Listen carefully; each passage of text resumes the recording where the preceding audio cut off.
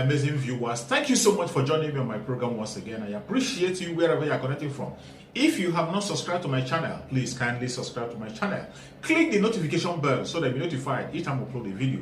You will be among the first to receive it. Thank you so much and remain blessed. Whenever you look my video, whenever you watch my video, share the video to all platforms. Share it to family and friends. Share it in your WhatsApp group so that people can get information on what is happening in the contraption called Nigeria, mainly against the Biafrans, against the Duduas, against the indigenous people in the contraption called Nigeria.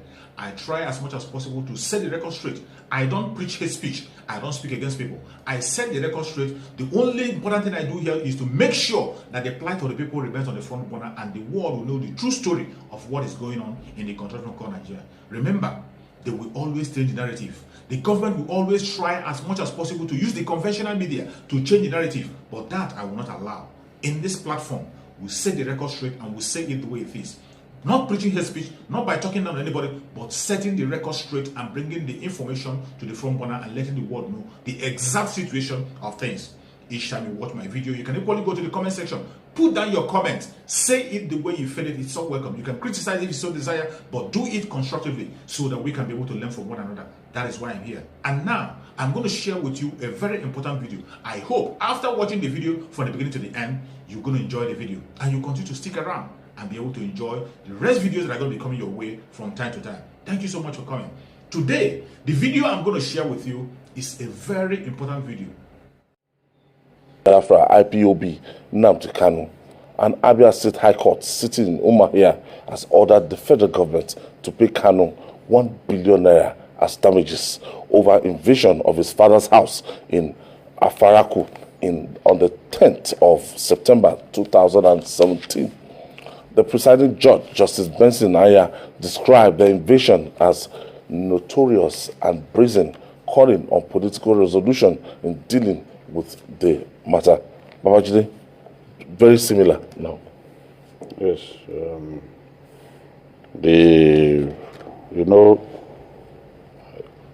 a lot of these human rights cases are difficult to win for government because once the plaintiff provides compelling evidence, for example, as we saw in the case of Sunday Igboho, evidence was adduced in court showing that indeed there was an invasion, and a bloody one for that matter. I think the CCTV recorded all that transpired. So there's no way that kind of case will not succeed. So, and the judge was very, very angry with our security agencies. His argument was, look, we were now at war. Why should anyone go to this length? So in the case of Kanu too, his father's house was invaded. He brought evidence to prove what happened. And according to the judge, little or no effort was made by the defendant to discountenance the facts presented before the judge. So the judge was left with no doubt but to let the application succeed. So that's what we have seen. Sam, when you look at this, the damages that was awarded now, and when you look at what's before now, but the federal government, I don't think they will pay this damage. I'm not sure. I'm sure they will attempt to appeal this, but the message has been passed that it was brazen, it was notorious, the invasion. This judgment was given by a high court.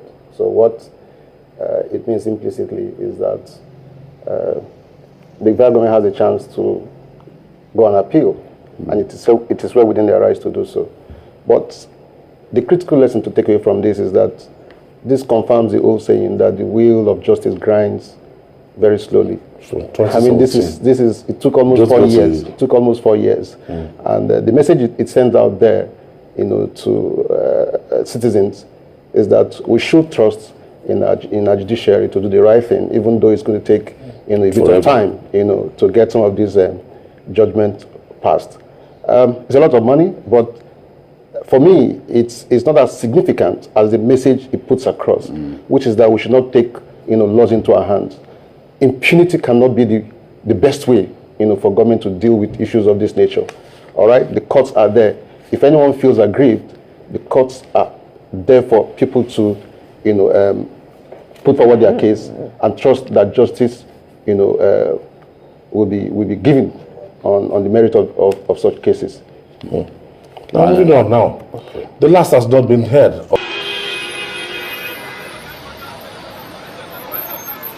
If somebody call me a Biafran, the person is right. Because I'm ashamed to be a Nigerian. All of us know Showore, the former presidential candidate. He came around in solidarity.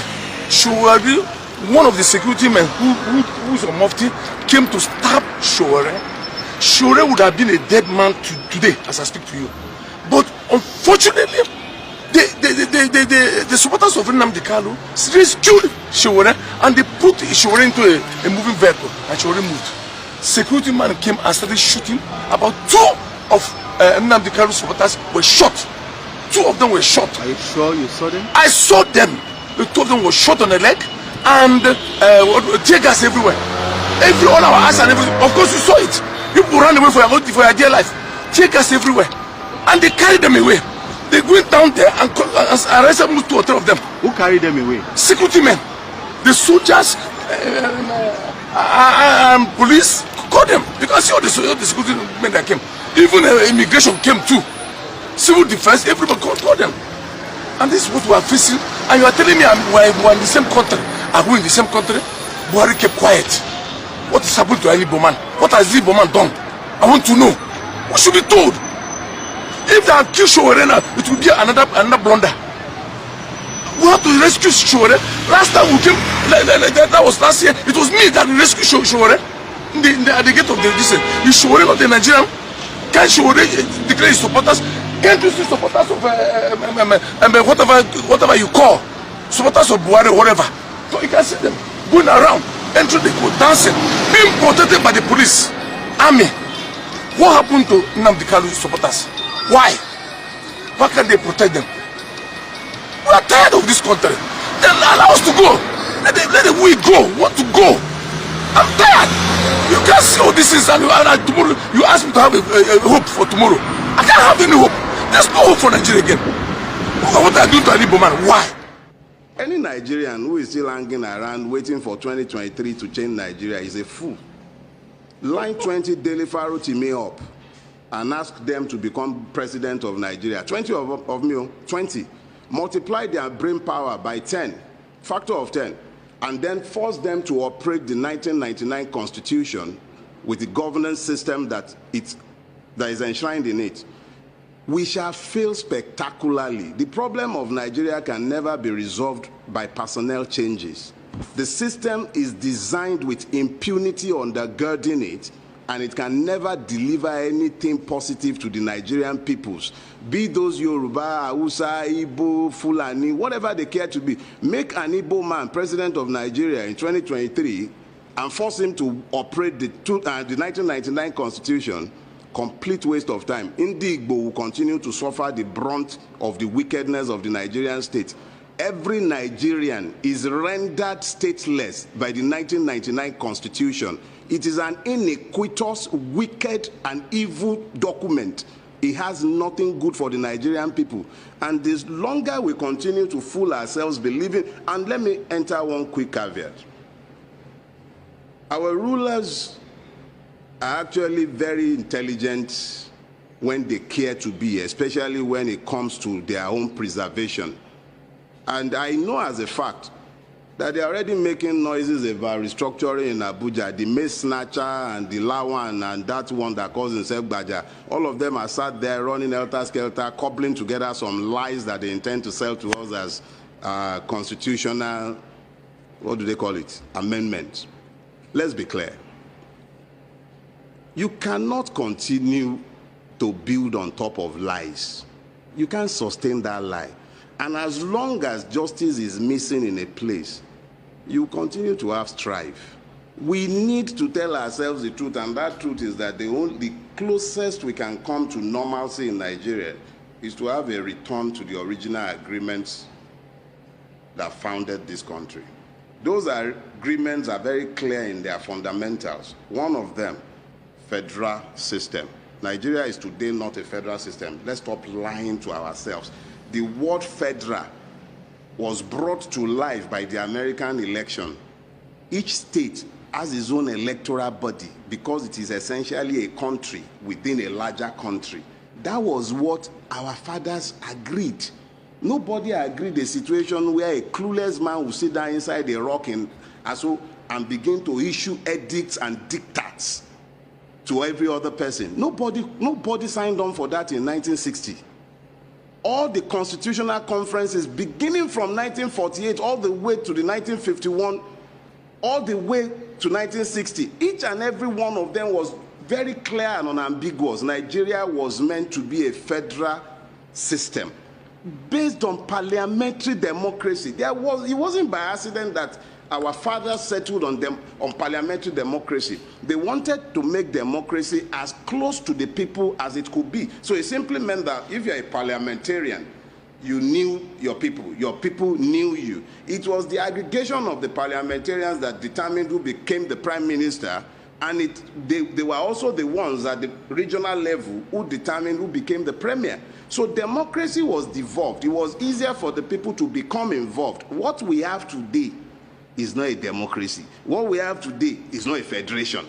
We've just become a nation of liars who readily accept every lie that we are told. I stand on the street corner. If she doesn't have bread, because that is what she is used to. Anytime you have these hungry people run out of money, they try to make so much noise to attract the attention of the zoo government so that their money can start flowing again. Am I going to declare Biafra? The answer is no. You people will declare Biafra or give us the mandate. I said us, not me. Give us the mandate to declare Biafra. Before Ojukwu declared Biafra, he was given a mandate. Then the cockroach, the hotelier, came and was declaring Biafra. I think after every 6 months he would declare Biafra. And nothing happened. They will settle him. He went and sat down.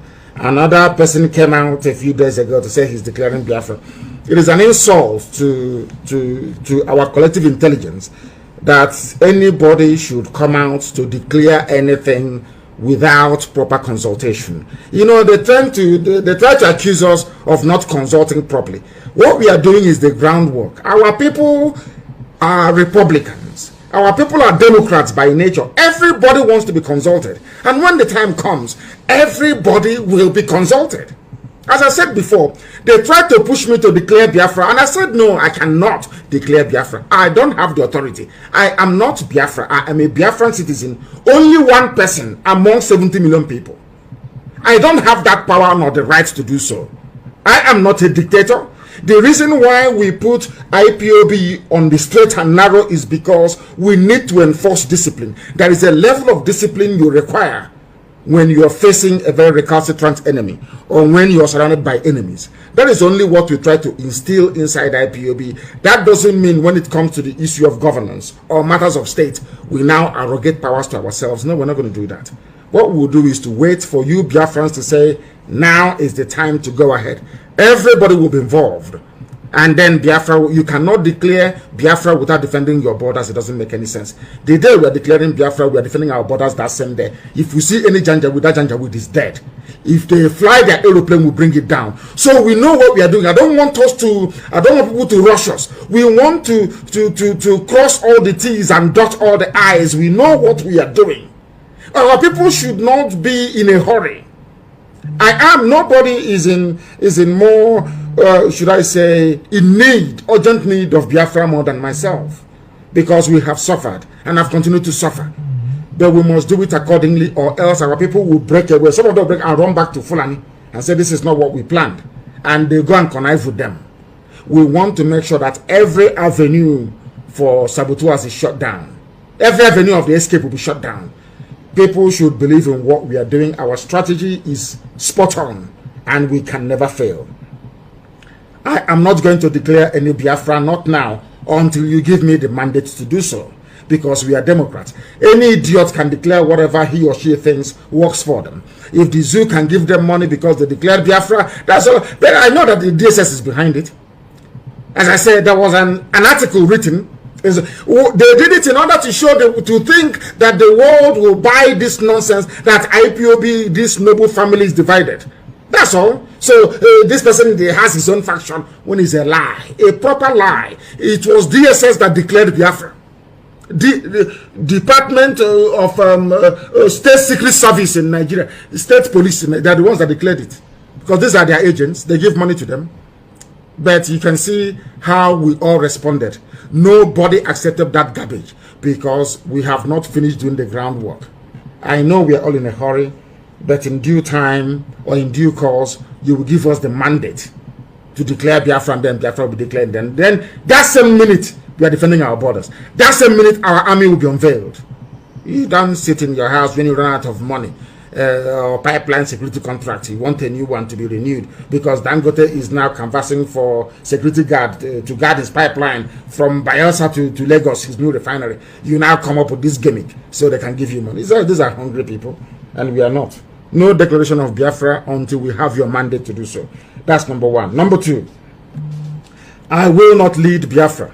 There are people, I believe, who will be more competent than myself to lead Biafra when the time comes. Only Biafrans can choose who is going to lead them. And Biafra will not even have a chairman or a president. My recommendation, which I will urge people to vote for in a referendum, is to have a confederate system and to have premiers managing each and every of the regions. That is what we are going to do. That is something we must understand. A prime minister, yes, but not a president. We are not going to concentrate power in the hands of only one man. It is not going to happen. Very, very important that we understand this, please. And about the checkpoints, after 40 days, there will be no more checkpoints because they are using it to abduct our people. They are using it to kill our people. They are using it to make life difficult for us. There will be no checkpoint. And then there will be no apologies for any action we are going to take. And I want the world to take down 2 telephone numbers. Even from today, wherever you see a checkpoint from this very morning in Biafra land, I am going to give you 2 numbers this morning, please. They are our inquiry lines. If you have any issues, if you have any case, if you spot any saboteur, if you know anybody who is pointing out our people to be arrested, you have their name, you know where they come from, I am going to give you a number this morning to call. That very number, once you call it, you leave us your details, then we go and find those people. We go and locate the checkpoints. Thank you so much for your patience to watch from the beginning to the end. I hope you have learned something from the video you have just watched. The video you have just watched is to bring information to your doorstep and for educational purpose. It is not to demonize anybody. Let us watch continuously and see who can be able to make a sense out of every nonsense we are seeing. We must continue. We move. It doesn't matter what they do. It doesn't matter what they say. They will kill us. We will kill them. At the end of the day, Biafra is here. Thank you for watching. If you have not subscribed to the channel, please kindly subscribe to the channel. Click the notification bell so that you're notified each time I upload a video. You will be among the first to receive it. Thank you and remember blessed. Bye-bye. See you again.